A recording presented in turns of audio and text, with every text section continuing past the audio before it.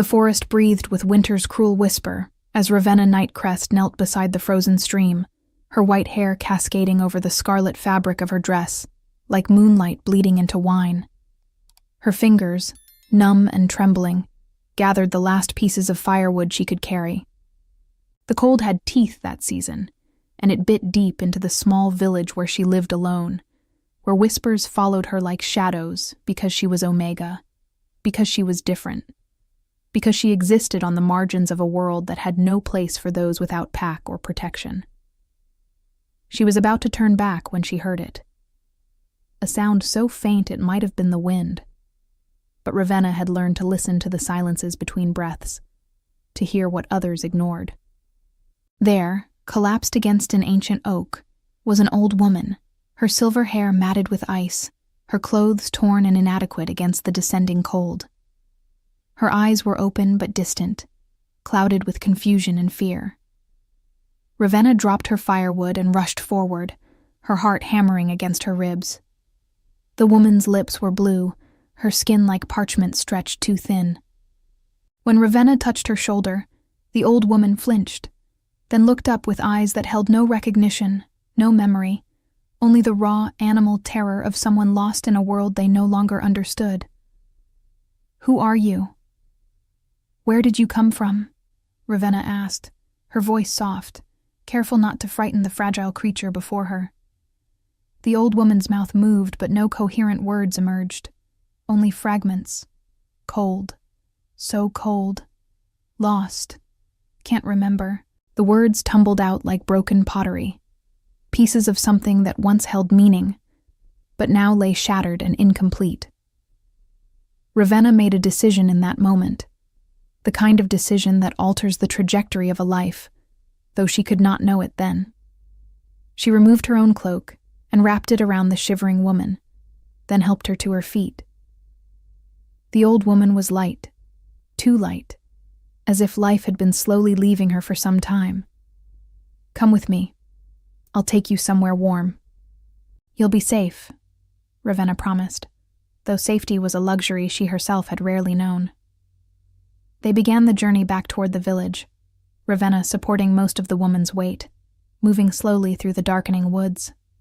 The sky had taken on a strange quality, a peculiar heaviness that made the air itself feel thick and ominous. Ravenna had lived through many winters, but she had never seen clouds like these, so low and swollen they seemed ready to burst with something more terrible than mere snow.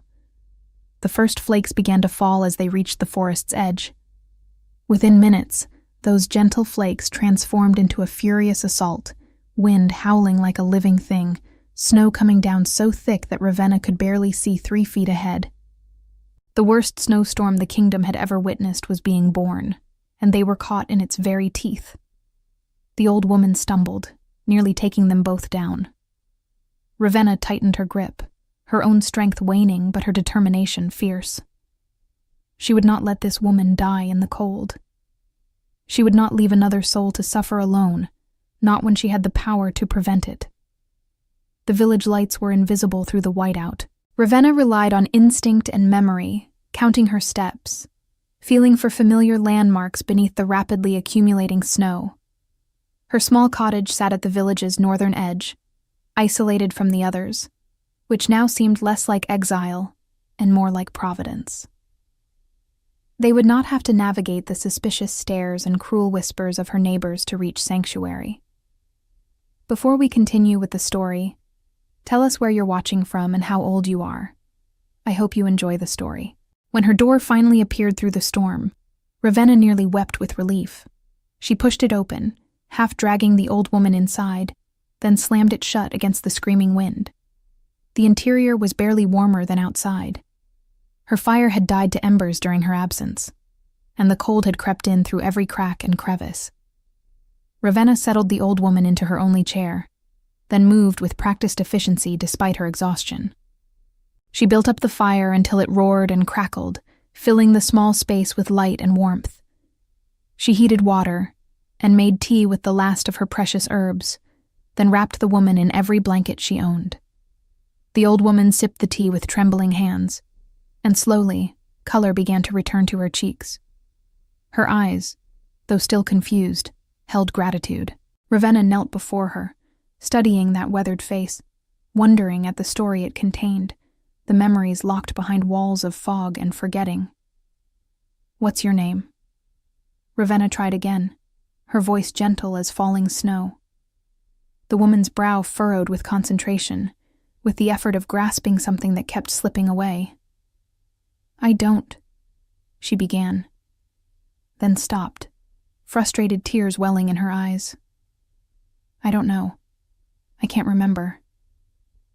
There was something, someone, a boy, my boy."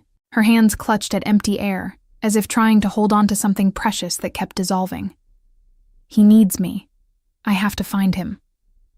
Ravenna's heart ached at the desperation in those words. She took the old woman's cold hands in her own. "You're safe now. Rest. The storm will pass, and then we'll figure out who you are and where you belong." But even as she spoke, Ravenna wondered if that was true. The storm outside had taken on an apocalyptic quality, the wind a constant shriek, the snow falling so heavily that it seemed intent on burying the entire world. She had never seen or heard of anything like it. They were trapped together, two souls who had each been lost in their own way, now bound by circumstance and a simple act of compassion. That first night was long and strange. The old woman drifted in and out of sleep, sometimes murmuring words that made no sense, names and places that meant nothing to Ravenna. Sometimes she would wake with a start, looking around wildly, asking for someone named Nathaniel, her voice breaking with urgency and love. Each time Ravenna would soothe her, would promise that everything would be all right, though she had no idea if that was true. The storm intensified as midnight approached. The wind no longer howled. It shrieked, a primal sound that seemed to come from the throat of some ancient beast. The cottage shuddered with each gust, snow forcing its way through cracks in the walls, the temperature dropping despite the roaring fire. Ravenna fed log after log into the flames, watching their precious fuel supply dwindle with growing concern. The old woman, bundled in every blanket Ravenna owned, still shivered. Her teeth chattered when she breathed, her lips maintaining that frightening blue tinge despite hours by the fire. Ravenna made a decision. She climbed into the chair beside the woman, wrapping her own body around the frail form, sharing her warmth, her youth, her life force with this stranger who had no one else. The woman's shivering gradually subsided. She turned her face into Ravenna's shoulder, and in a moment of heartbreaking vulnerability whispered, "Thank you. I don't know who you are, but thank you." Ravenna's throat tightened with emotion. "You don't need to thank me. Just rest. Just stay with me." Hours passed in strange intimacy. The old woman would drift into sleep, then wake gasping, reaching for someone who was not there. And each time, Ravenna would hold her closer, would hum soft melodies her own mother had sung before she died, would stroke the silver hair until calm returned. In those dark hours, as the storm raged and the world seemed to be ending outside their fragile shelter, something profound was happening. Two souls, each accustomed to solitude and suffering, were learning that they did not have to face the darkness alone, that there was strength in vulnerability, that there was power in allowing oneself to be cared for and to care in return. "Tell me about your boy," Ravenna said softly during one of the woman's lucid moments. "The one you keep calling for." "Nathaniel." The old woman's face transformed. Even through the fog of her broken memory, love shone through like sunlight breaking clouds. She struggled, searching for words that kept slipping away. "He's everything. Strong. So strong. But kind. People don't see that.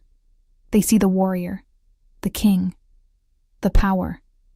But I see," her voice broke, "I see my little boy who used to bring me wildflowers, who would cry when he saw suffering, who loved so fiercely it frightened him." She clutched at Ravenna's hand with surprising strength. "He'll be looking for me. He'll be so afraid." "My son, he doesn't show fear." But I know. I've always known. When he's afraid, he becomes like stone, like ice. He pushes everyone away. She looked directly into Ravenna's eyes, a moment of perfect clarity breaking through the confusion. If you ever meet him, if he ever finds me here, please don't be afraid of him. He needs, she faltered, he needs someone who can see past the walls, someone who isn't afraid to be soft when he is hard. Ravenna did not understand why this woman was telling her such intimate things about a son she would likely never meet. But she nodded anyway, committing those words to memory, honoring the trust being placed in her. I promise, she said simply. If I ever meet your son, I will remember what you've told me. The woman smiled then, a beautiful expression that hinted at the woman she must have been before age and illness claimed her. Good. That's good. She closed her eyes, settling more comfortably against Ravenna. You have a good heart, child. A pure heart. The moon blessed you when it gave you that silver hair. Ravenna touched her white locks self-consciously. Others had mocked her hair, called it unnatural, used it as another reason to keep their distance. But this woman spoke of it as if it were something beautiful, something sacred. They slept fitfully through that endless night, two women clinging to each other for warmth and comfort, while the world outside tried to tear itself apart. Meanwhile, miles away in the capital, in a palace of stone and shadow, Nathaniel Voidfang stood at a window watching the storm rage against his kingdom. He was a mountain of a man, tall and powerfully built, with long black hair that fell past his shoulders, and a beard that gave him the appearance of some ancient warrior king. Which, in many ways, he was.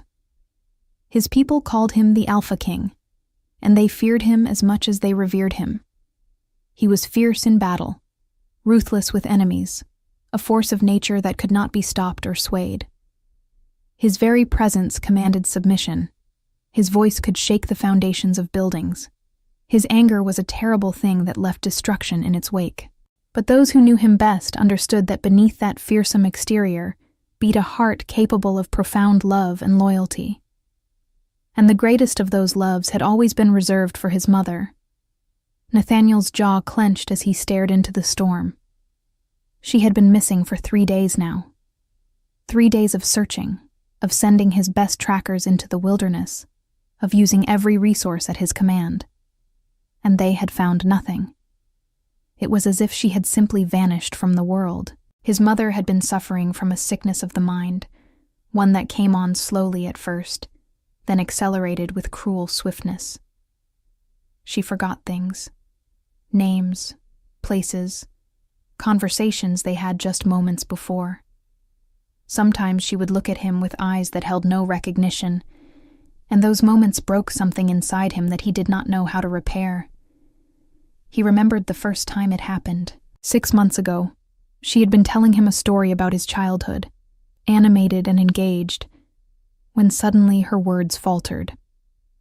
She had looked at him with confusion, then fear, asking who he was and what he wanted.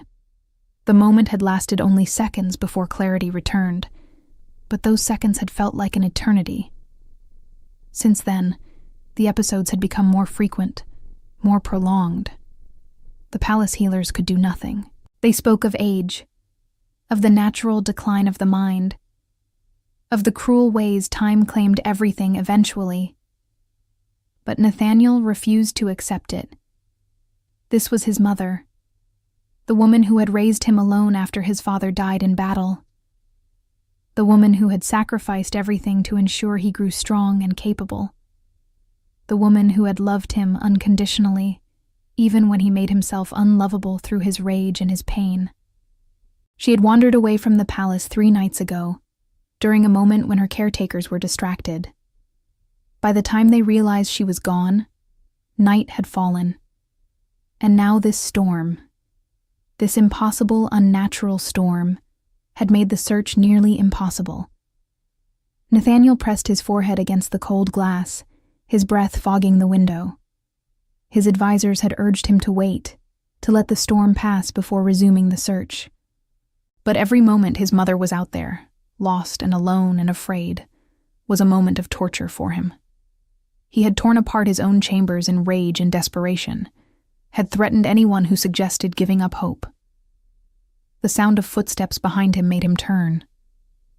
Marcus, his beta and closest friend, entered carrying a tray of food that Nathaniel had no interest in consuming. "You need to eat, my king," Marcus said quietly, setting the tray on a nearby table. "You haven't slept or eaten in days. You cannot help your mother if you collapse from exhaustion." Nathaniel's eyes flashed with anger, his alpha presence filling the room like a physical force. "Do not presume to tell me what I can or cannot do. My mother is out there in that storm. Every moment I waste here is a moment she is suffering." Marcus held his ground, one of the few people brave or foolish enough to do so when Nathaniel was in such a state. "I know, and we will find her. But destroying yourself serves no one, least of all her." The anger drained from Nathaniel as quickly as it had come, leaving only exhaustion and grief. He slumped into a chair, his powerful frame seeming to collapse in on itself. When he spoke again, his voice was raw with pain. "She doesn't deserve this, Marcus. After everything she has done, everything she has sacrificed, she deserves to spend her final years in peace and comfort. Not lost and terrified in the snow, not unable to remember her own name. The universe is cruel to take her mind like this, to steal from her the very thing that made her who she was." Marcus approached carefully, placing a hand on his king's shoulder. "She is strong, stronger than you give her credit for. If anyone can survive this storm, it is her." Nathaniel wanted to believe that, but he had seen how fragile she had become, how the confusion stripped away her strength and confidence. He remembered finding her in the palace gardens once, weeping because she could not remember where her chambers were, could not recognize the home she had lived in for decades. That night, he had held her while she cried, had stroked her hair and promised that he would keep her safe, that he would never let anything harm her. But he had failed. He had not kept her safe. And now she was out there, and he did not know if he would ever see her alive again. "Tell me about when you were young," Marcus said quietly, understanding that his king needed distraction, needed something to focus on besides his fear. "Tell me about her." Nathaniel's expression softened, memory overtaking present anguish. She was fierce. People underestimated her because she was gentle, but beneath that gentleness was steel. "When my father died and the court vultures circled, thinking to take advantage of a widow and her young son, she faced them down without flinching. She protected me, protected our claim to the throne, and she did it with grace and intelligence that left our enemies baffled." He smiled despite everything, lost in remembrance.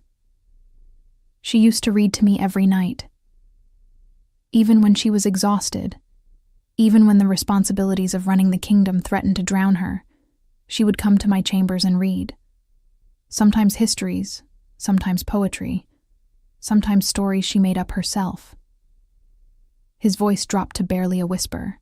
"Those were the moments when I felt safest, when nothing else mattered except the sound of her voice and the knowledge that she loved me." "And she knows you love her in return," Marcus said firmly. "No matter what the sickness takes from her, that knowledge remains." Love like that does not simply disappear. Nathaniel wanted to believe that too, but doubt gnawed at him. Fear that his mother was out there not just lost, but alone in every sense, unable to hold on to even the memory of the son who would tear the world apart to find her. He stood abruptly, decision crystallizing. "I'm going out there. Storm be damned. I am not sitting in this palace one more moment while she is missing." Marcus began to protest, but Nathaniel silenced him with a look. "Gather my best men, those who are willing to brave this storm. We leave within the hour. We search until we find her, or until the storm takes us. Those are the only options." There was no arguing with that tone, that expression. Marcus simply nodded and left to carry out the orders. Nathaniel remained alone, staring out at the storm that seemed determined to keep him from his mother. "Hold on," he whispered again, the words a prayer and a promise. "I am coming. I will find you. Just please, hold on." The storm offered no response, no comfort. It simply raged, indifferent to the desperation of one man, no matter how powerful, no matter how determined. But Nathaniel had not become Alpha King by accepting defeat. He would find his mother. He would bring her home. And nothing, not storm or fate or the gods themselves, would stop him. Back in Ravenna's cottage, the hours blurred together into a strange, timeless existence. The storm raged for days without pause, the snow piling so high against the walls that the little house seemed in danger of being buried entirely. Ravenna's food stores dwindled rapidly, shared between two mouths instead of one. But she did not hesitate or regret her choice. The second day brought new challenges. Ravenna woke to find the cottage even colder than before, the fire having burned dangerously low during the night. She scrambled to build it back up, using wood that should have lasted her another week, knowing that at this rate, they would run out long before the storm ended. But the old woman was alive. That was what mattered. Alive and, surprisingly, improving. The warmth and care were working their magic, color returning to her cheeks, strength slowly seeping back into her limbs. "What is your name, child?" the woman asked, as Ravenna served them both thin soup made from vegetables and the last of her dried meat. "I keep calling you kind things, Angel, Savior, but surely you have a proper name." "Ravenna," she answered softly. "Ravenna Nightcrest." The woman repeated it, tasting each syllable. "It suits you, mysterious and beautiful, like the night itself." She tilted her head, studying Ravenna with eyes that seemed clearer today. "Why do you live alone, Ravenna Nightcrest? A young woman like you should have family, pack, people who love her." Ravenna stiffened, old wounds reopening at the question. "I am Omega. In my village that makes me less than. My parents died when I was young, and there was no one else who wanted the burden of raising an Omega child. So I raised myself." The woman's face filled with such genuine sorrow and anger that Ravenna was startled. "That is wrong. Omega is not less. Omega is necessary, precious. Without Omega, there is no balance, no softness to temper the hardness of Alpha, no bridge between extremes." She reached out and took Ravenna's hand. "Anyone who made you feel less than worthy is a fool who does not understand the true nature of our kind." Ravenna felt tears prick her eyes. No one had ever said such things to her. No one had ever suggested that her designation was anything but a curse. "My son," the woman continued, her expression growing distant as she struggled with memory. "My son is Alpha, the strongest I have ever known. But without me to temper him, to show him gentleness and compassion, he would have become a monster. Alpha needs Omega, just as Omega needs Alpha. We are two halves of a whole.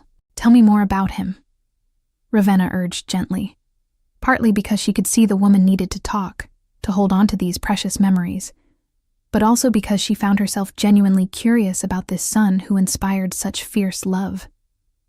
The woman smiled, lost in remembrance. He was such a serious child. Too serious, really. He felt everything so deeply, every injustice, every cruelty, every moment of suffering. When his father died, I thought he would break from the grief. He was only 8 years old, and suddenly he was expected to be strong, to show no weakness, to become the man the kingdom needed. She paused, her eyes growing wet. I found him one night in the gardens, weeping so hard he could barely breathe. He had been holding it together all day, being strong for everyone else. And then in the darkness, alone, he fell apart.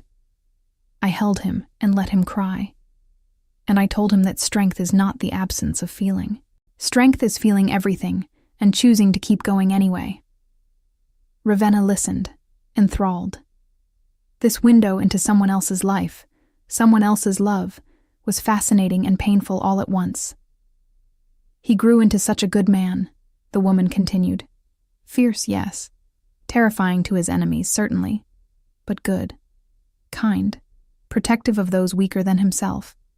He never forgot what it felt like to be helpless, to be suffering, and so he made it his mission to protect others from that feeling. She looked at Ravenna directly. He would like you, I think. He has always respected those who show kindness without expecting anything in return. The third day brought a new trial. Ravenna woke to discover that one section of the cottage wall had partially collapsed under the weight of the snow. Freezing wind poured through the gap, threatening to steal what little warmth they had managed to preserve. She spent hours stuffing the hole with blankets, furniture, anything she could find, while the old woman watched anxiously, wanting to help, but too weak to do more than offer encouragement. When Ravenna finally collapsed back by the fire, exhausted and shivering, the old woman opened her arms. Come here, child. Share warmth with me as I shared with you. Ravenna hesitated only a moment before accepting the embrace. They sat together, two women who had been strangers days ago, now holding each other like family. And in that moment, Ravenna realized something profound. This was what she had been missing all her life. Not romance, not physical desire, but this simple comfort of being cared for, of mattering to someone, of knowing that her presence brought joy rather than burden. I wish I could keep you, the old woman murmured, her voice sleepy. I wish you were mine. My daughter. I always wanted a daughter. Ravenna's throat closed with emotion. I wish that too. They fell asleep like that, curled together for warmth and comfort, while outside the storm continued its relentless assault. The fourth day was when things took a turn for the worse. Ravenna woke to find the old woman burning with fever, delirious and calling out for her son. The cold, the exhaustion, the trauma of being lost had finally caught up with her body's defenses. Ravenna worked frantically, using the last of her herbs to make fever-reducing tea, bathing the woman's forehead with cool water, wrapping her in blankets while simultaneously trying to bring down her dangerous temperature. It was a delicate balance, and Ravenna was terrified she would get it wrong. Please, she whispered, not sure if she was praying to the gods or the universe, or simply speaking into the void. Please don't let her die. Not after everything. Please. The woman thrashed in fever dreams, sometimes crying, sometimes shouting commands that suggested she had once held power and authority. And always, she called for Nathaniel. Her son's name was a constant refrain, spoken with love and desperation and need. Ravenna stayed awake all that night and the next day, monitoring every breath, every change in temperature, every moment. She gave the woman more than half their remaining food, knowing that strength would be needed for recovery.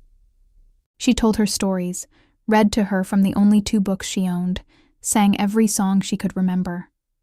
You have to stay, Ravenna pleaded during a moment when the woman's eyes opened, confused and unfocused. Your son needs you. He is looking for you. He will find you.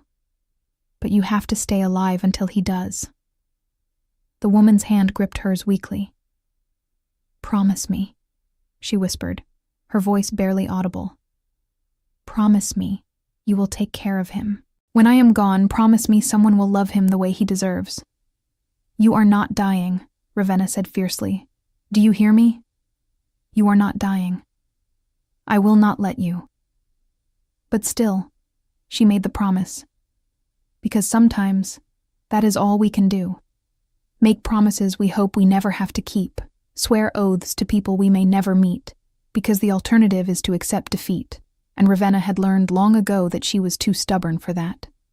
By the 5th day, the woman's fever broke. She woke weak but clear-eyed, looking around the cottage with better awareness than she had shown since arriving. "You saved me again," she said simply. Ravenna smiled through her exhaustion. "That is what family does. We save each other." The woman's eyes filled with tears. Family. Yes, that is what we are we not? Family by choice, if not by blood. The strongest kind of family, Ravenna agreed. Over the next 2 days, as the storm finally began to show signs of weakening, the old woman, whom Ravenna had begun calling Ilara, a name she chose because it meant starlight, and seemed to fit this gentle soul who had appeared from the darkness, slowly grew stronger. The warmth and care worked their magic, and though her memory remained frustratingly absent, her spirit seemed to brighten. Ilara began to help with small tasks, folding blankets, stirring soup, organizing Ravenna's meager belongings with a care that suggested she had once run a household herself. Sometimes she would hum melodies that seemed to come from some deep, untouchable place, songs that made Ravenna's heart ache with their beauty and sadness. "Will you teach me those songs?" Ravenna asked one evening as they sat by the fire, the storm still howling outside, but with less ferocity than before. Ilara looked surprised. "You want to learn them? They are beautiful." "And," Ravenna hesitated, then spoke honestly, "I want to remember this time, remember you. Even after you return to your life, to your family, I want to have something of you with me." Ilara pulled Ravenna into a tight embrace. "Oh, my dear child, you will not need songs to remember me. We are bound now, you and I. Whatever happens, wherever life takes us, that bond will not break." They spent the evening learning songs together. Ilara's voice thin but sweet. Ravenna's voice finding harmonies she had not known she possessed. It was a moment of perfect peace in the midst of chaos, a small light in the darkness that threatened to swallow them. "Tell me about yourself, child," Ilara said once the songs were learned. "You've given me so much, and I know nothing of who you are." Ravenna hesitated, unused to being asked about herself, unused to anyone caring enough to ask. "There's not much to tell. I'm Omega. I live alone. I survive." "That's not a story," Ilara said gently. "That's a list of facts. What do you dream of? What makes your heart sing?" The questions were so unexpected, so tender, that Ravenna found herself answering honestly. "I dream of belonging somewhere, of being wanted, not just tolerated. I dream of a home that's more than just shelter, a family that's more than just blood." Her voice dropped to barely a whisper. "I dream of someone looking at me the way they look at people they love, not the way they look at something broken or unwanted." Ilara reached out and took Ravenna's hand, her grip surprisingly strong. "You are not broken. You are not unwanted. You are precious beyond measure, and someday someone will see that truth and never let you go." Ravenna wanted to believe her, but life had taught her that fairy tales were for other people, not for girls with white hair and Omega blood who lived on the margins of society. Yet as the days passed, something unexpected began to grow between them. Ilara's presence filled spaces in Ravenna's life she had not realized were empty. They talked for hours, about everything and nothing. Ilara's memory might be gone, but her wisdom remained, her kindness, her ability to see straight into Ravenna's heart and speak to the wounded parts with compassion. And Ravenna, in turn, discovered a fierce protectiveness toward this woman who had wandered into her life. She would wake in the night and check to make sure Ilara was still breathing, still warm, still safe. She would give Ilara the larger portion of food, would sit up late ensuring the fire never went out, would sacrifice her own comfort without a second thought. They were becoming family, these two lost souls, bound not by blood, but by choice and care. It was on the 7th day of the storm that everything changed. Ravenna was attempting to dig a path to her woodshed, the snow now so high it reached above the cottage windows, when she heard something that made her heart stop. Voices. Multiple voices calling out, searching. She climbed the snowbank and saw them. A dozen men, warriors by the look of them, moving through the storm with supernatural determination. They wore the insignia of the royal house, and at their center was a figure that seemed carved from legend itself. Nathaniel Voidfang was terrifying to behold. Towering and powerful, his long black hair whipping in the wind, his beard crusted with ice, his eyes blazing with an intensity that was almost frightening. He moved through the storm as if it were nothing, as if his will alone could part the snow and wind. And perhaps it could. He was Alpha King after all, and power radiated from him in waves that made Ravenna's Omega instincts scream at her to submit, to bow, to make herself small and unthreatening. But she stood her ground on her snowbank, this small woman in a scarlet dress, and called out to them. The entire group stopped as if struck. Nathaniel's head snapped toward her, his eyes locking onto hers with such force that she nearly stumbled backward. In 3 powerful strides, he was standing before her, looking down from his great height, his presence overwhelming. You. His voice was rough, harsh with exhaustion and emotion. Have you seen an old woman? Silver hair, confused, lost? His voice cracked almost imperceptibly. She's my mother. She's been missing for over a week. Ravenna's mind raced, pieces clicking into place. The royal insignia, the desperate search. The name Alara, the woman she had been calling Alara, had been crying out in her sleep. Nathaniel. This was her son. This terrifying, powerful man was the boy his mother's broken mind kept reaching for. Yes, Ravenna said, and watched hope and terror war across Nathaniel's face. She's inside. She's safe. She's been with me since the storm began. Nathaniel did not wait for more explanation. He pushed past Ravenna, his men following, all of them cramming into the tiny cottage that suddenly seemed impossibly small. And there, sitting by the fire wrapped in blankets, looking up with wide, startled eyes, was his mother.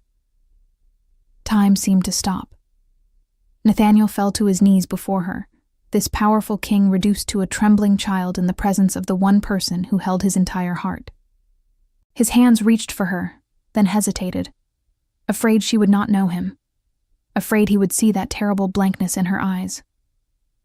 "Mother," he whispered, and his voice was broken, raw, stripped of all authority and power.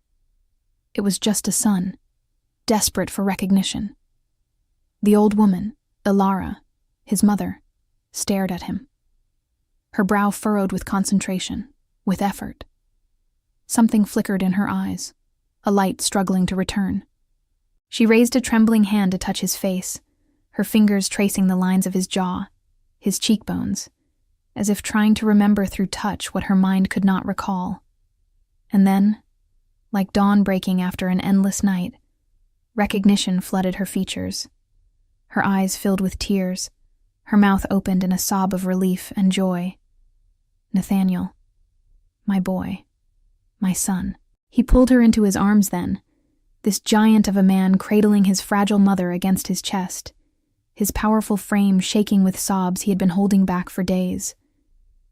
The other warriors turned away, giving their king this moment of privacy, this moment of vulnerability they would never speak of beyond these walls. Ravenna stood in the doorway, watching this reunion, feeling like an intruder in this intimate moment. She began to back away, to give them space, but Nathaniel's head turned toward her. His eyes, still wet with tears, found hers. "You saved her," he said, his voice thick with emotion. "You kept her alive. You brought her back to me." Ravenna shook her head, uncomfortable with the gratitude, with the intensity of his gaze. Anyone would have done the same. "But that's not true," Nathaniel's mother said, her voice weak but clear. She pulled back from her son to look at him directly. "This girl found me dying in the snow. She gave me her own cloak. She shared her food when she had almost nothing. She stayed with me through the worst storm anyone has ever seen. She loved me when she had no reason to love me, when she didn't even know who I was. The old woman turned to Ravenna, her eyes shining. She saved my life. She gave me hope. She reminded me that there is still goodness in this world. Nathaniel rose to his feet, his full attention now fixed on Ravenna. She felt small beneath that gaze, but not afraid. There was something in his eyes beyond gratitude, something that looked like wonder. "What is your name?" he asked, his voice softer now, the harsh edges smoothed away. "Ravenna. Ravenna Nightcrest." He studied her for a long moment, taking in her white hair, her scarlet dress, the way she held herself with dignity despite her obvious poverty.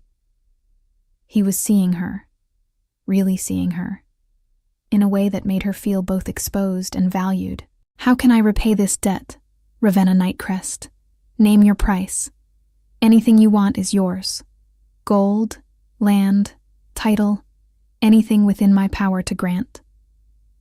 But Ravenna shook her head, her voice steady despite the chaos of emotions swirling through her. "I don't want payment. I didn't save her for a reward.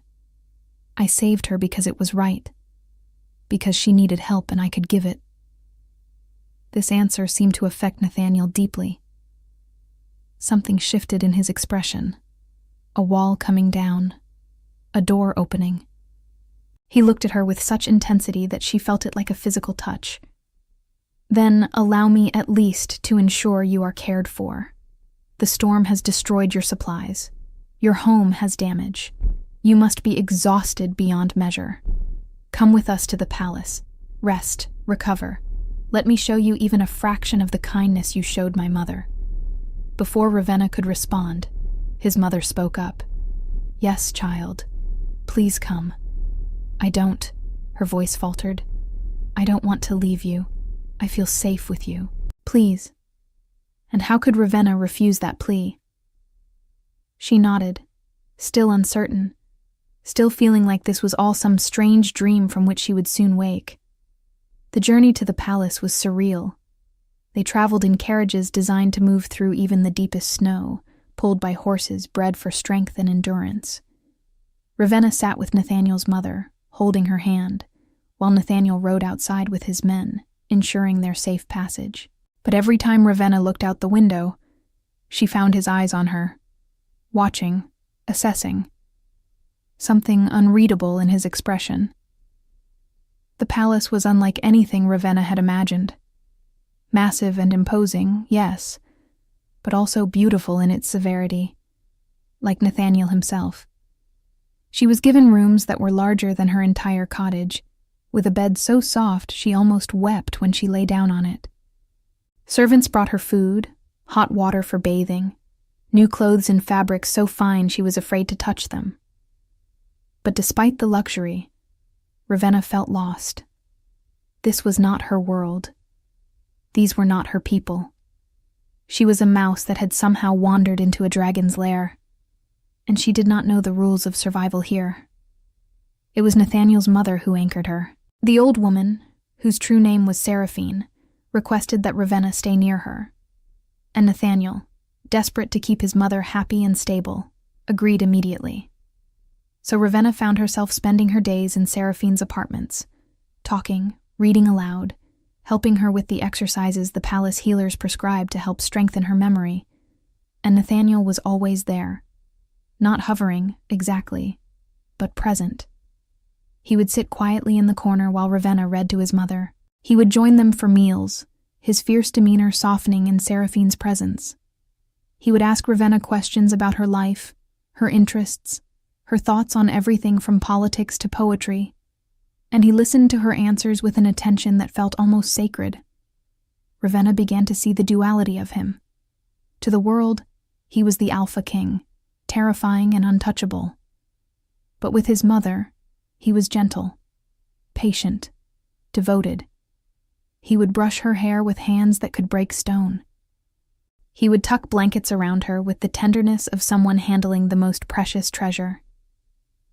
He would read to her when her eyes grew tired, his deep voice softening to something almost melodic. and increasingly, Ravenna noticed that same gentleness being directed toward her. The way he would ensure she had the most comfortable chair. The way he remembered her preferences, her little comments about liking certain foods or flowers. The way he looked at her when he thought she was not paying attention, his expression unguarded and vulnerable. Seraphine noticed too. She began to encourage them to spend time together, to walk in the palace gardens, to share meals alone. Her memory was improving, slowly but steadily, helped by the care of the healers and the loving presence of her son. But with that returning memory came wisdom, came the ability to see what was growing between these two damaged souls who had found each other in the most unlikely way. One evening, about 3 weeks after Ravenna had arrived at the palace, Nathaniel asked if she would walk with him.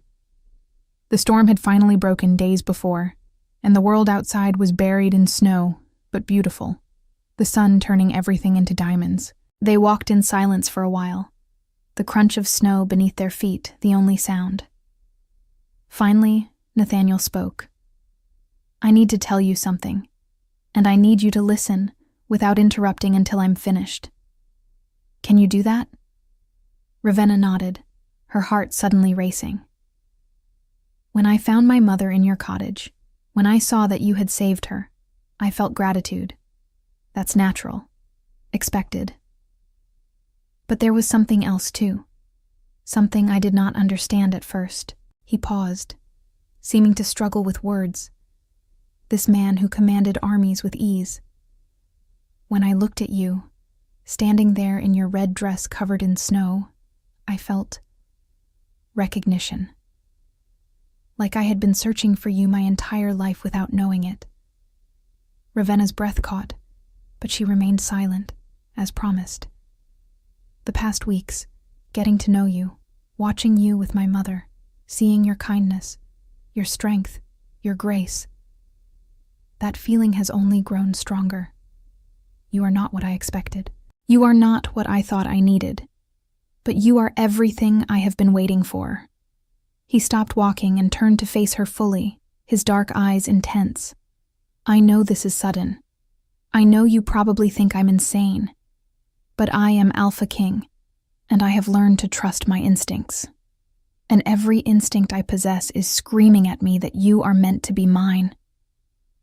Ravenna stared at him, her mind reeling. This could not be real. Men like Nathaniel did not choose women like her. Powerful alphas did not bond with poor omegas who lived on the margins.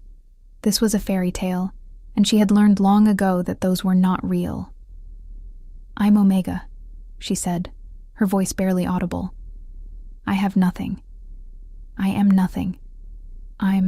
She hesitated, then forced herself to continue. "I'm not worthy of someone like you." Nathaniel's expression transformed. Anger flashed across his features, but it was not directed at her. He stepped closer, his presence overwhelming but not threatening. When he spoke, his voice was fierce. "Do not ever say that again. Do not ever diminish yourself in that way. You are Omega, yes, and that makes you precious, not lesser. You have nothing material, perhaps, but you have a heart that moved you to save a dying stranger in a blizzard.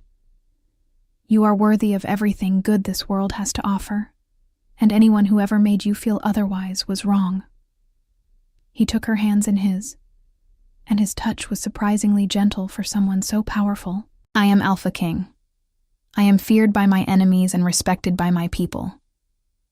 But with you, I want to be just Nathaniel. I want to be the man who deserves the way you look at my mother, who earns the trust you give so carefully. I want to be yours, if you will have me." Ravenna's eyes filled with tears. No one had ever spoken to her like this. No one had ever seen her as valuable, as worthy of love and devotion. Part of her wanted to run, to protect herself from the inevitable moment when he realized his mistake. But a larger part, the part that had been lonely for so long, wanted desperately to believe him. "I'm afraid," she whispered. "I'm afraid this isn't real. I'm afraid I'll wake up and be alone again." Nathaniel raised her hands to his lips, kissing her knuckles with a reverence that made her shiver. Then let me spend every day proving to you that this is real. Let me show you that you are safe with me, that you are loved, that you are home. And in that moment, standing in the snow under the winter sun, Ravenna made a choice.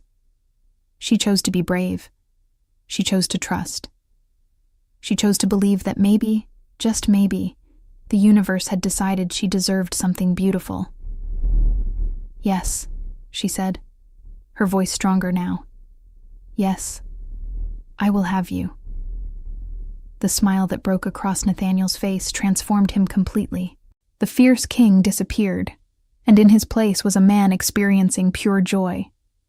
He pulled her close, wrapping his arms around her, and Ravenna melted into his embrace. She felt safe in a way she had never felt before, protected and cherished and wanted. When they returned to the palace, Seraphine took one look at them and laughed with delight. Finally, she said, pulling them both into a hug, I was beginning to think you two would never figure it out. The weeks that followed were the happiest of Ravenna's life. Nathaniel courted her with a devotion that left her breathless. He brought her gifts, but they were never ostentatious or generic. Instead, they were thoughtful. Books he thought she would enjoy, flowers in her favorite colors, a new cloak, red like her dress, but made of the finest wool to keep her warm. One afternoon, he took her to the palace library, a massive room with shelves that reached toward the vaulted ceiling, filled with more books than Ravenna had ever imagined existed. I want you to feel at home here, he said quietly, watching her face as she stared in wonder at the endless volumes. Everything I have is yours. This library, these rooms, this entire palace. But more than that, I want you to know that you belong here not because I am king, but because I am yours. Ravenna turned to him, seeing the vulnerability in his eyes, the fear that despite everything, she might still leave him. She stepped close, reaching up to touch his bearded jaw, and felt him lean into her touch like a man starved for affection. I have been alone for so long, she whispered. I built walls around myself because it hurt less than hoping for something I thought I could never have. But you, Nathaniel, you make me want to tear those walls down. You make me want to be brave enough to love. He caught her hand, pressing a kiss to her palm, his eyes never leaving hers. Then be brave with me. Let me prove that I am worthy of that gift. Let me show you every day that loving me will not hurt you, will not leave you empty or alone. I want to fill your life with so much joy that the lonely years become nothing but a distant memory. They spent hours in that library, Ravenna exploring the shelves while Nathaniel sat nearby, watching her with an expression that mixed wonder and tenderness.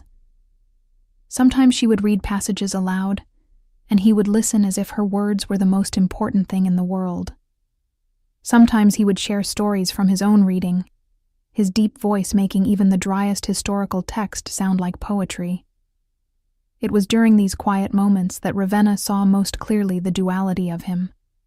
The world knew Nathaniel Voidfang as a terrifying force, a king whose wrath could topple kingdoms.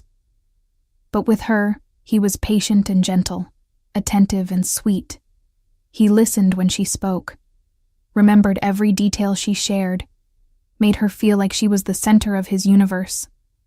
But she also witnessed his ferocity. One afternoon, while walking through the palace grounds with Nathaniel and Seraphine, they encountered a group of nobles from a visiting delegation. One of them, emboldened by wine and arrogance, made a crude comment about omegas, clearly intending it as an insult to Ravenna. The change in Nathaniel was instantaneous. One moment he was relaxed, smiling at something his mother had said. The next, he was a storm given human form. He moved with frightening speed, backing the noble against a wall, his hand around the man's throat, his eyes blazing with barely controlled rage. "Say another word," Nathaniel growled, his voice so low and dangerous that everyone nearby froze. "Say one more disparaging thing about omegas, about her, and I will show you exactly why kingdoms fear me. Do you understand?" The noble nodded frantically, terror written across his features. Nathaniel released him with a sound of disgust, then turned back to Ravenna, his expression immediately softening. "Are you all right?" he asked, his voice gentle again, checking her for any sign of distress. Ravenna should have been frightened by that display of violence, that reminder of the power Nathaniel wielded. But instead, she felt valued, protected, cherished. He had not hesitated to defend her honor, to make clear that she was under his protection, and that insulting her was as good as declaring war on him personally. The noble and his delegation left the next day, and Nathaniel issued a kingdom-wide decree. Anyone who showed disrespect to Omegas within his lands would face severe consequences. Omega was to be honored, not denigrated. It was a radical stance for the time, but no one dared question it, not when their Alpha King spoke with such conviction and authority. That night, Ravenna found Nathaniel in his chambers, staring into the fireplace. She entered quietly, and he turned immediately, always aware of her presence. "Did I frighten you today?" he asked, his expression troubled. "I did not mean to. But when he spoke of you that way, when he dared to diminish you, He paused, struggling for words. I could not control my reaction. The thought of anyone hurting you, even with words, is intolerable to me. Ravenna crossed to him, taking his large hands in her smaller ones. You did not frighten me. You made me feel safe. You showed me that I matter, that my dignity and honor are worth defending. Do you know how powerful that is? To know that someone will stand up for you, will fight for you, will refuse to allow others to treat you as less than? He pulled her close, wrapping his arms around her. I will always defend you. I will always protect you. You are mine to cherish and guard, and I take that responsibility seriously. She tilted her head back to look up at him. And you are mine to care for and love. That goes both ways, Nathaniel. You protect me from the world, and I protect you from yourself, from the loneliness and isolation that being Alpha King brings. He kissed her then, soft and sweet, a promise and a plea wrapped into one gesture. In his arms, Ravenna felt complete in a way she had never experienced before. This man, this powerful, terrifying, tender man had chosen her, and she had chosen him in return. Their evenings often included Seraphine, the three of them forming a family unit that felt natural and right. They would have dinner together in Seraphine's chambers, less formal than the state dinners Nathaniel was required to attend, more intimate and comfortable. Seraphine's memory continued to improve, slowly but steadily, helped by the care of the healers and the loving presence of her son and Ravenna. Sometimes she would have moments of confusion, forgetting where she was or who she was with. But these episodes were becoming less frequent, and she always had Nathaniel and Ravenna there to ground her, to bring her back. One evening, Seraphine looked between her son and Ravenna with tears in her eyes. Do you know what the two of you have given me? She asked. Hope. For so long, I felt myself slipping away, piece by piece, memory by memory. I was terrified that I would disappear entirely, that I would become nothing but an empty shell. But then Ravenna found me, saved me, loved me when she had no reason to. And watching the two of you together, seeing my son finally happy and at peace, has given me a reason to fight, to hold on to myself and my memories. Nathaniel knelt beside his mother's chair, taking her hand. You will never disappear, Mother. We will not let you. Ravenna and I will fight for you. We'll remind you of who you are. We'll keep your stories and your memories alive even when you cannot. Ravenna joined them, completing their small circle. We are family, she said simply. And family takes care of each other. Always. The healers attributed Seraphine's improvement to more than just their treatments. They spoke of the power of love, of the way emotional support and connection could strengthen both mind and body. Ravenna saw it clearly. Seraphine thrived because she was no longer facing her illness alone.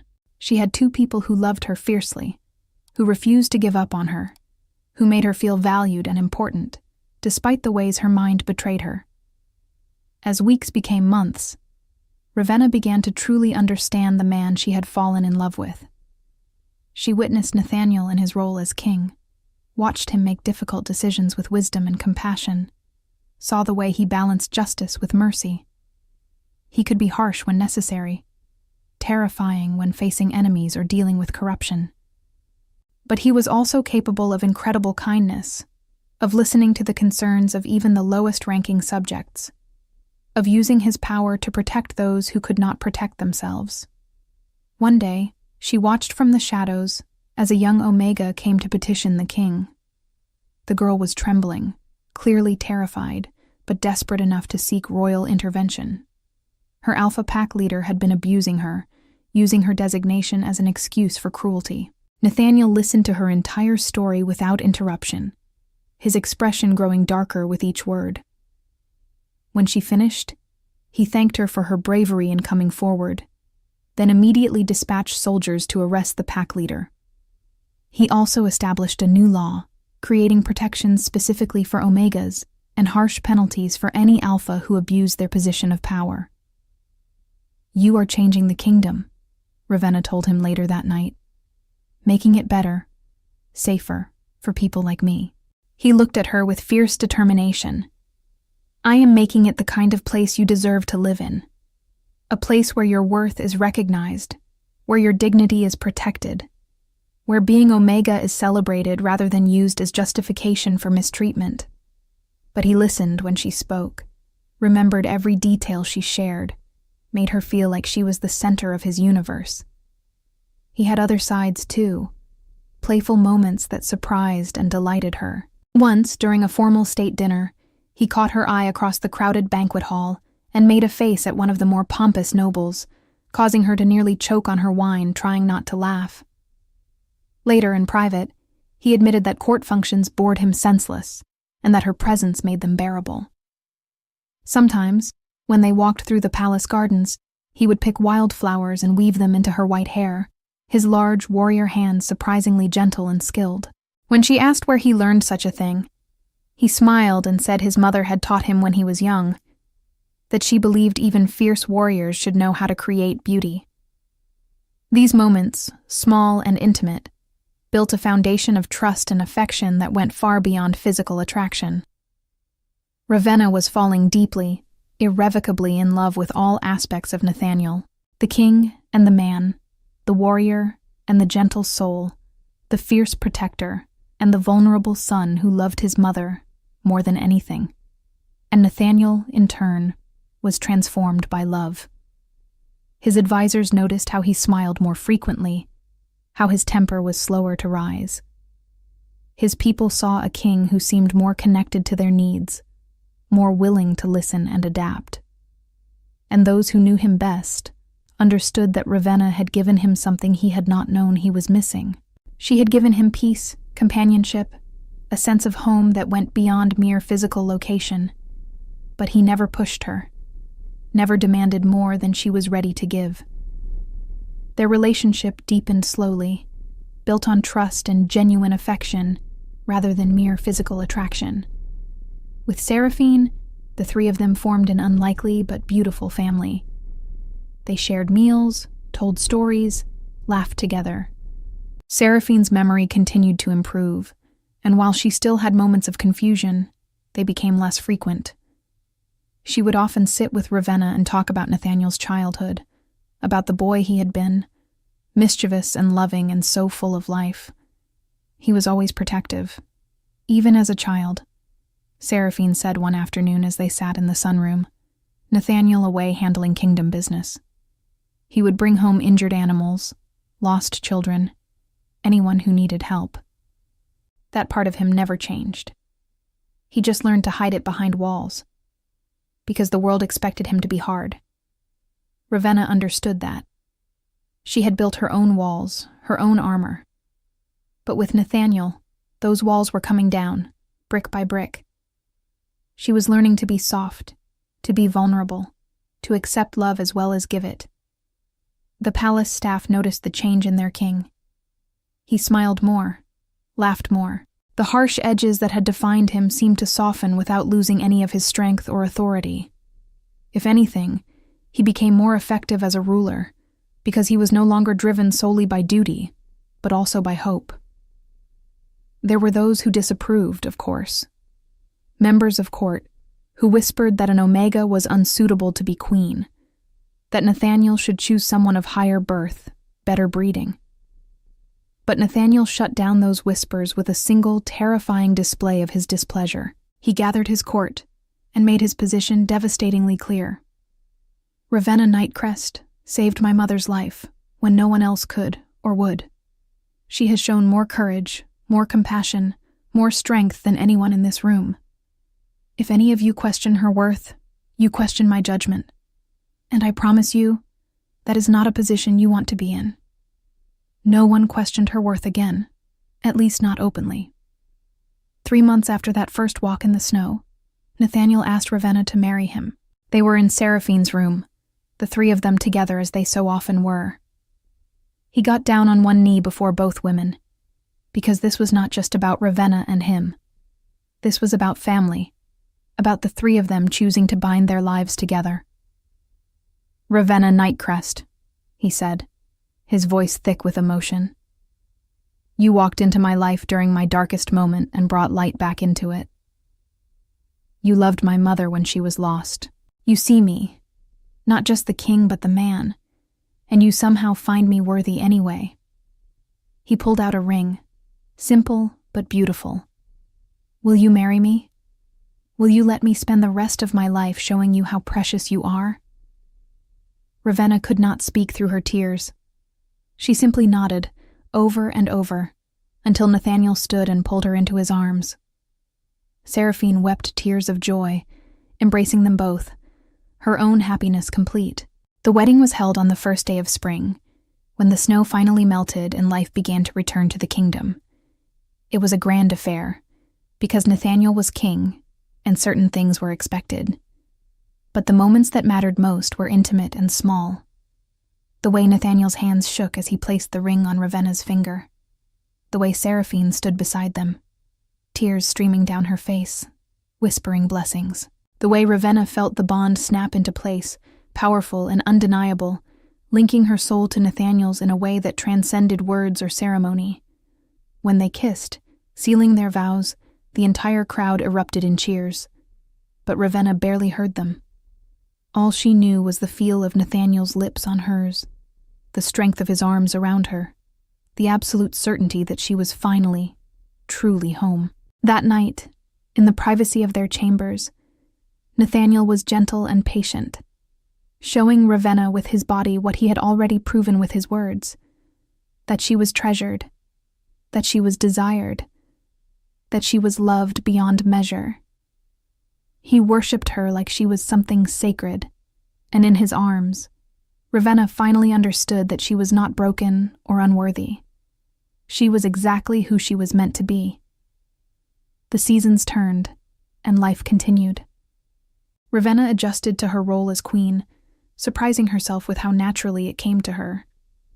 Her kindness and genuine care for the people made her beloved, while Nathaniel's strength protected them. Together, they were balanced, complete. Seraphine lived in the palace with them, her memory now mostly restored, though she still had difficult days. On those days, Ravenna and Nathaniel would care for her together, patient and loving, grateful for every moment they had with her. One evening, nearly a year after that fateful day in the snowstorm, the three of them sat together in the sunroom watching the sunset. Seraphine looked at her son and daughter-in-law, her eyes bright with contentment. "Do you remember what I told you, Ravenna, that night in your cottage?" she asked. "When I said that someday, someone would see how precious you are and never let you go?" Ravenna smiled, reaching for Nathaniel's hand. "I remember. I did not know then that I was talking about my own son," Seraphine continued. I did not know that by saving me you were finding your destiny. But the universe knew. It brought us together for a reason." Nathaniel raised Ravenna's hand to his lips, kissing it gently. "The universe gave me back my mother and brought me the love of my life, all in one impossible moment. I could never repay that debt." "You don't have to," Ravenna said softly. "Love is not a debt to be repaid.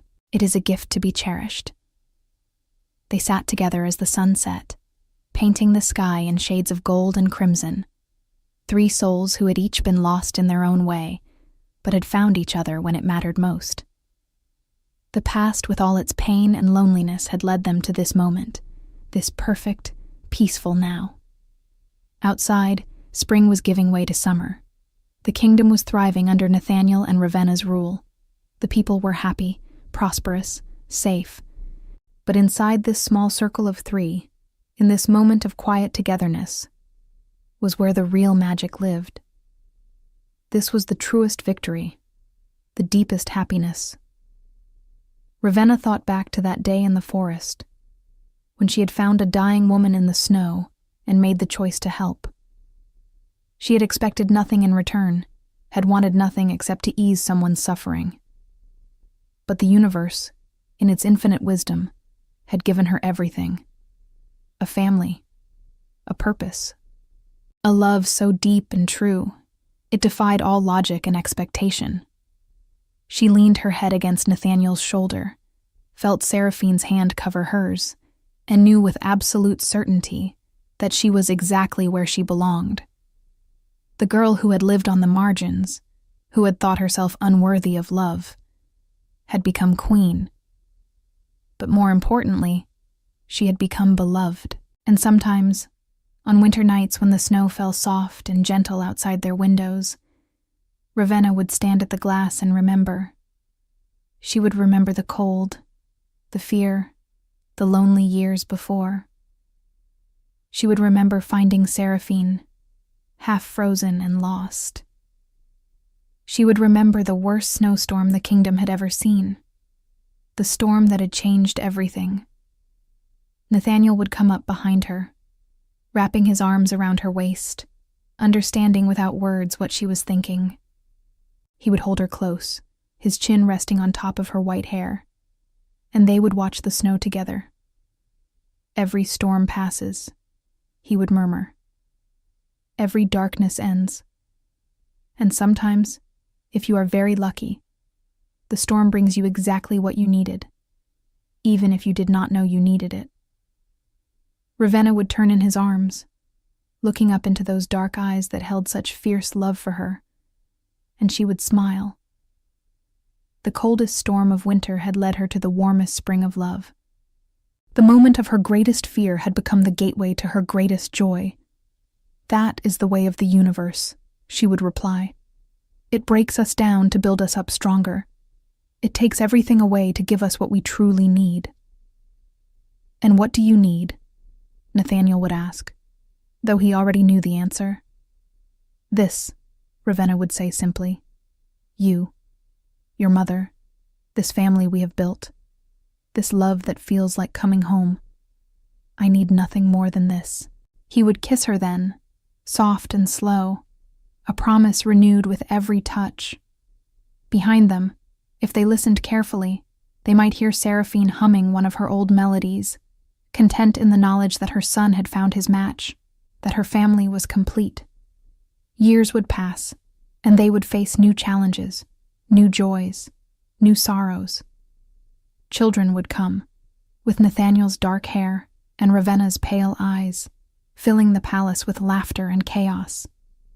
Seraphine would eventually leave them, her memory intact and her heart full, passing peacefully in her sleep surrounded by those she loved most. But through it all, the foundation would remain unshakable. Ravenna and Nathaniel, bound by a love that had been forged in the coldest winter and tested by the harshest storms. They would rule with wisdom and compassion, their people prospering under their care. They would grow old together, their love deepening with each passing year rather than fading.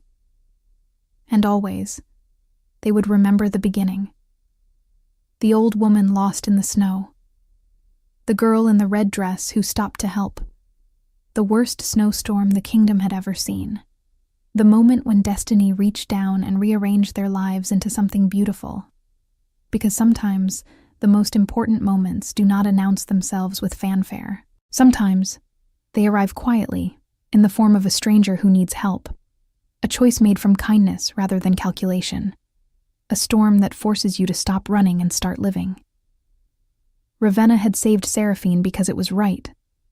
Because she could not bear to leave someone to die alone in the cold. She had expected nothing, wanted nothing except to ease suffering. But in that simple act of compassion, she had saved herself as well. She had opened a door to a future she could never have imagined, a life rich with love and purpose and belonging. And Nathaniel, the fierce alpha king who terrified his enemies and commanded respect through strength, had found in this small Omega woman everything he had been missing. She softened him without weakening him. She challenged him without defying him. She loved him not for his power or position, but for who he was beneath all of that. Together, they were complete. Separately, they had been strong. Together, they were unstoppable. The story of the girl who helped an old woman in the worst snowstorm, unaware she was saving the Alpha King's missing mother, became legend. Parents told it to their children, who told it to their children. It became a tale about kindness, about the unexpected ways the universe rewards those who act with pure hearts, about the transformative power of love. But for Ravenna and Nathaniel, it was not a legend or a story. It was simply their life, their truth, their beautiful, imperfect, absolutely perfect reality. On quiet nights, when the palace was dark and still, when their children were asleep and the kingdom was at peace, they would lie together in their bed and talk about everything and nothing, about the past and the future, about dreams and fears and hopes. And sometimes Ravenna would trace the lines of Nathaniel's face with her fingers and whisper the words that never stopped being true. "I love you." And he would pull her closer, his powerful arms gentle, his voice soft with wonder and gratitude. "I love you more." And maybe they were both right. Maybe love, when it is true and deep and pure, cannot be measured or compared. Maybe it simply is, infinite and eternal, a force as unstoppable as the changing seasons, as inevitable as the rising sun. In the end, that is what Ravenna learned. Love is not something you earn or deserve. It is not something that comes to those who are worthy or perfect. Love is grace. It arrives when you least expect it, in forms you never anticipated, and it transforms everything it touches. She had been a girl lost in her own winter, cold and alone, and certain she would never be warm again. And then she had found an old woman dying in the snow, and that simple choice, that moment of compassion, had led her to the warmth of family, the fire of passion, the comfort of belonging. The worst snowstorm the kingdom had ever seen had brought her the greatest gift of her life, and for that, she would be grateful every single day, for as long as she drew breath. Outside, the world continued its eternal dance. Seasons changed, time passed. But inside the palace, inside the hearts of those who dwelt there, a different kind of eternity lived. The eternity of love chosen, of family built, of home found after long wandering in the cold. And if you listen very carefully, on winter nights when the snow began to fall, you might hear it. The echo of that first storm, the whisper of destiny being fulfilled, the sound of two souls who had each been broken, finding in each other the pieces they needed to become whole. That is the true magic of the story, not in the grandeur of palaces or the power of kings, but in the simple, profound truth that sometimes the most broken among us have the greatest capacity for love, that sometimes the coldest storms lead to the warmest springs, that sometimes, when we reach out to save another, we end up saving ourselves. Ravenna Nightcrest had learned this truth. She carried it in her heart, shared it with her children, lived it every day of her life. And when her time came, many years later, to lay down her crown and close her eyes for the final time, it was with Nathaniel's hand in hers and the absolute certainty that she had been loved completely, had loved completely in return. And that was enough. It was more than enough. It was everything. We'd love to hear your thoughts on this beautiful love story. Let us know what you thought of this tale full of emotions and surprises.